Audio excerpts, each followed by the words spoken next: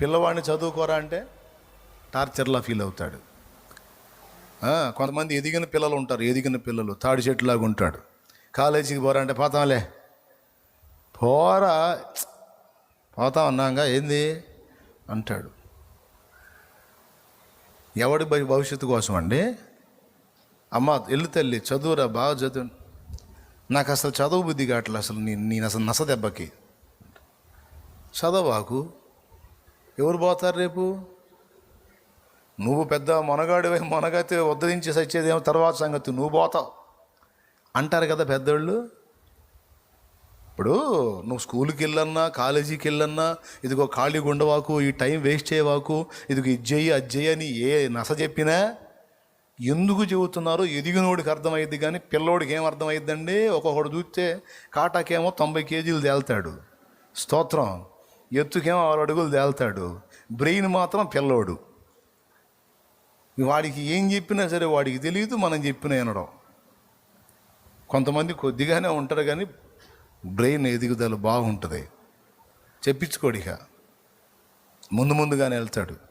కొద్దిగా ఫీజు కష్టంగా ఉండేటట్టుంది, కొంచెం చదువు ఆలోచిద్దామా అయ్యా అంటే, నానా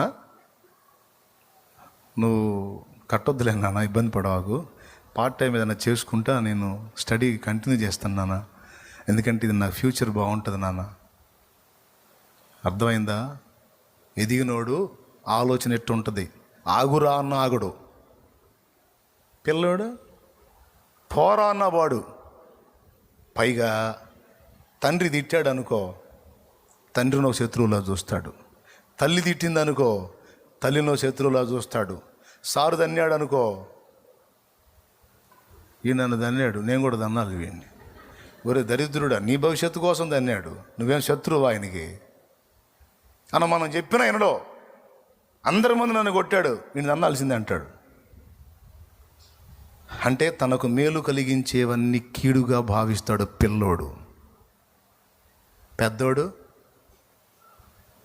ఒకవేళ గద్దించి కొట్టి తిట్టి, సార్ అరే సారీరా నిన్ను కొట్టాల్సి వచ్చిందిరా, నువ్వు ఆ పని చేయకుండా ఉంటే బాగుండేది వెధవా, బాధేసిందిరా నాకు అంటే, సార్ ప్లీజ్ ఒక దెబ్బ కాదు 4 దన్నండి అవసరం అయితే, నా బాగు కోసమే కదా సార్.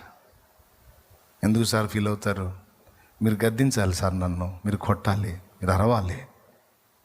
ఆత్మీయ నాయకుడితో కూడా ఎదిగిన బిడ్డ అంతే అంటారు. అన్నా గద్దించడం కాదన్నా, చెంప మీద కొట్టన్న అవసరం అయితే, నా కోసమే కదన్నా. ఆత్మీయతలో ఎదిగిన వాళ్ళు దేవునితో కూడా అంతే అంటారు, దేవునితో అంతే అంటారు. ఏసయ్యా నేర్పయ్యా, నేర్పు, మొద్దునయ్యా ఒక దెబ్బ కొట్టు, నన్ను నేర్పయ్యా, నేర్పు, నేను ఎదగాలనే కదా కోరుకుంటున్నావు, పిల్ల చేష్టలు ఉన్నాయి నా దగ్గర, తన్నయ్యా తన్ని నేర్పు అంటాడు. ఏదైనా శ్రమ కలిగించినా దాన్ని బట్టి బెంబేలెత్తిపోడు, నా మంచికే దేవుడు అనుమతించాడని సంతోషిస్తాడు. దేవుడు నా కీడు కోరడు అని విశ్వసిస్తాడు కనుక ధైర్యంగా ఉంటాడు. దేవునికి మహిమ. లేకపోతే ఆ విషయం అర్థం కానోడికి భవిష్యత్తు కొరకు సారు కొడుతున్నాడు, భవిష్యత్తు కొరకు తల్లిదండ్రి ఆలోచిస్తున్నారు అనే పాయింట్ అర్థం కానోడు ఇబ్బంది ఫీల్ అవుతాడు. అర్థమైనోడు కోఆపరేట్ చేస్తాడు, దాన్ని ఎంజాయ్ చేస్తాడు. క్రీస్తులో ఉన్న మన పరిస్థితి కూడా అంతే. దేవుడు మన జీవితాల్లో జోక్యం చేసుకొని అనుమతిస్తున్న పరిస్థితులు నువ్వు ఎదిగిన వాడివైతే ఆ పరిస్థితులన్నింటిలో నువ్వు ఎంజాయ్ చేస్తావు. పిల్ల బిడ్డ అనుకో, నువ్వు ఏడుతో కూర్చుంటావు. దేవుడు కూడా ఏందో నా మీద పగబెట్టినట్టున్నాడన్నా, ఏందో నాకు ఈ పరిస్థితులు ఏందో, నా జీవితం ఏంది ఇట్ట అయిపోయిందని కూర్చొని ఏడుతారు, దొరికిన వాళ్ళు ఏడిపిస్తూ ఉంటారు. కాబట్టి మీరు ఏ జాబితాలో ఉన్నారో మిమ్మల్ని మీరు చూసుకోండి. ఎదిగిన వాళ్ళు అనుకో, దేవుడు జోక్యం చేసుకొని కొన్ని ప్రతికూలతలు అనుమతిస్తే దాని వెనుకున్న ఆంతర్యాన్ని, రహస్యాన్ని గుర్తుపట్టి ఆనందిస్తావు. కృంగిపోవు, కుమిలిపోవు, ముసి నవ్వులు నవ్వుకుంటావు. ఎదురయ్యే ఒడిదుడుకుల దెబ్బకి ఒక దెబ్బ పడినా సరే నవ్వు వచ్చింది నీకు, ఫస్ట్ ఏడుపు కాదు. అర్థమైందా? ఎందుకు? నా కోసమేగా, పర్లేదులే, కొట్టయ్యా పర్వాలేదని అప్పచెప్పుకుంటాం. ఆ ఎదుగుదల రావాలి మనలోకి. నా శరీరంలో ముళ్ళుందయ్యా, తీసేయవా? తీయలేదు, ఉండాలే. ఉండాలా? కొద్దిగా ఆలోచించు, ఇబ్బందిగా ఉంది. లేదు, ఉండాలే. మళ్ళీ ఒకసారి అడిగాడు, మళ్ళీ 3 సార్లు అడిగాడు, దేవా కొంచెం ఇబ్బందిగా ఉంది, తీసేస్తావా? లేదు, అందరికంటే ఎక్కువ ఇచ్చాను నీకు ప్రత్యక్షత, అది తీసేస్తే నువ్వు తేడా పడతావు, అతిశయించి మళ్ళీ లూసిఫర్ లాగా గర్వించినోడు అవుతావు. పౌలా, వద్దులే, నా కృప నీకు చాలు, అది ఉంటుందిలే, ఉండని. సరేలేయ్యా. ఇంక అడగల, మళ్ళీ 3 సార్లు అడిగాడు, ఇంక అడగల. అతను వదిలేశాడు. ఎదగాలి బిడ్డ, ఎదగాలి. పిల్లకాయలాగా ఉండకూడదు బతుకంతా. ఎదిగినవాడు అనేకులకు జన్మనివ్వగలుగుతాడు, పిల్లోడు ఇవ్వలేడు. అట్లా ప్రతిదీ ఆలోచించుకోండి.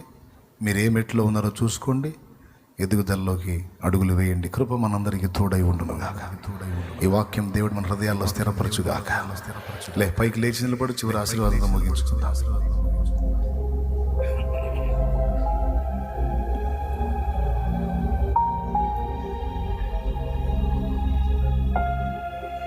దేవుని కదలికల్ని ఎదిగిన వ్యక్తి అర్థం చేసుకున్నట్టు ఆత్మీయ పిల్లతనంలో ఉన్నవాళ్ళు అర్థం చేసుకోలేరు. దేవుని ఆలోచనల్ని, దేవుని కదలికల్ని ఎదిగిన వాళ్ళు అర్థం చేసుకున్నట్టు పిల్లలు అర్థం చేసుకోలేరు. నువ్వు అర్థం చేసుకోవాలి, నేను అర్థం చేసుకోవాలి.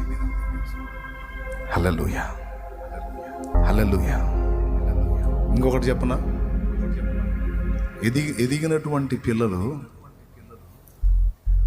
ఎదిగిన పిల్లలు సుబుద్ధి గలవారై తల్లిదండ్రి కష్టాన్ని గుర్తించి మాట్లాడతారు, థ్యాంక్స్ చెప్తారు.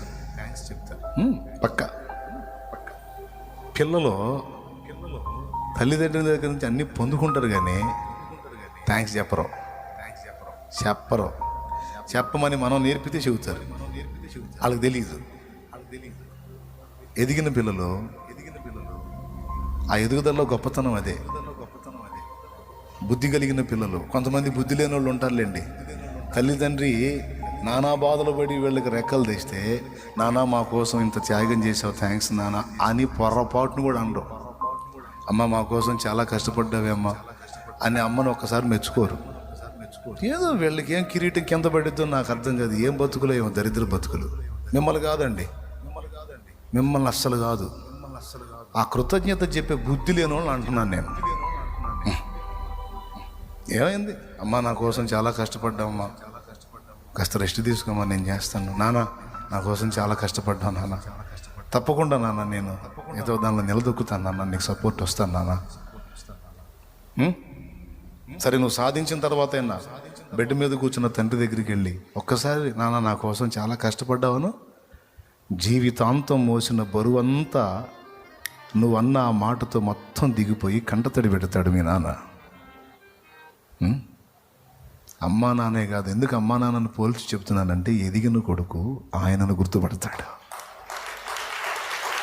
కృతజ్ఞత చెల్లిస్తూ ఉంటాడు, కృతజ్ఞత కలిగి బ్రతుకుతాడు ఎదిగిన కొడుకు. పిల్లలకి అది తెలియదుగా. మనం ఏ కొంచెం మేలు పొందిన అవతల వాళ్ళకి థ్యాంక్స్ అండి అంటాం అనవా? బస్సులో కూర్చున్నాడు ఒకతను, నువ్వు వచ్చావు, కొంచెం ప్లేస్ ఉంది, అతను బాగా సర్దుకొని నిలబడ్డారు, కూర్చోండి అంటే కూర్చొని వాడావా అంటావా? ఏమంటావు?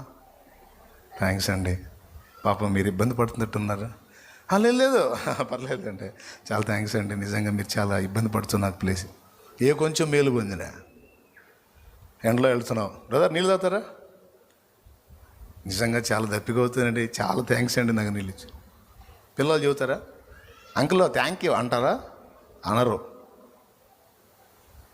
పొందుకొని వెళ్ళిపోతాడు పిల్లోడికి, అది తెలియదు. మనం నేర్పితే అంటాడు.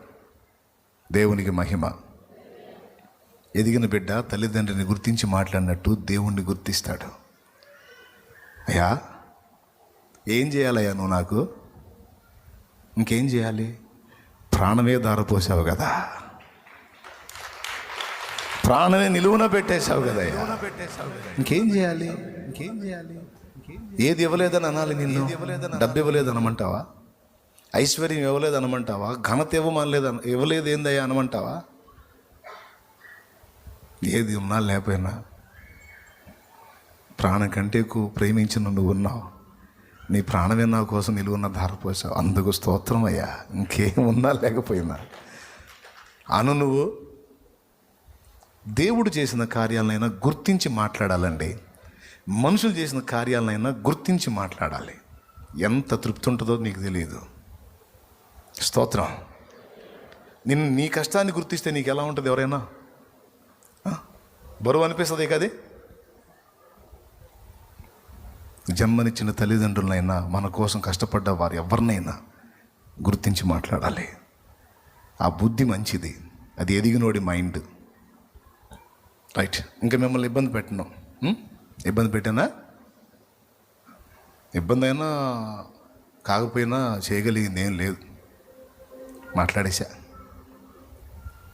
ప్రేమస్వరూపి నా హృదయంలో నువ్వు ఉంచిన మాటలు బిడ్డలతో పంచుకున్నా. చాలాసేపు హాయిగా ప్రార్థన చేసుకున్నాం. మంచిగా నీ సంగతులు మాట్లాడుకున్నాం. ఎదుగుదలను ఆశిస్తున్నాం.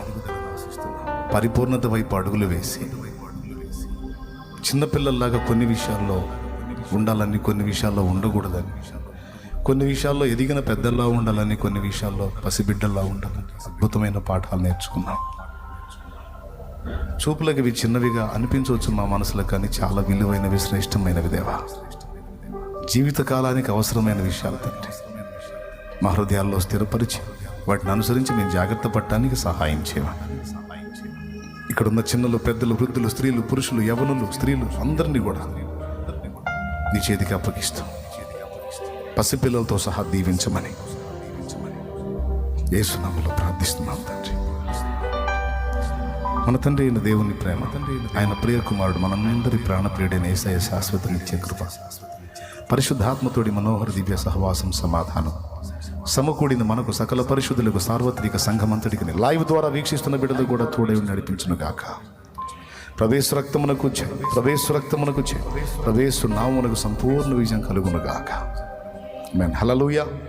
పెద్దగా చెప్పండి హల్లెలూయా, హల్లెలూయా.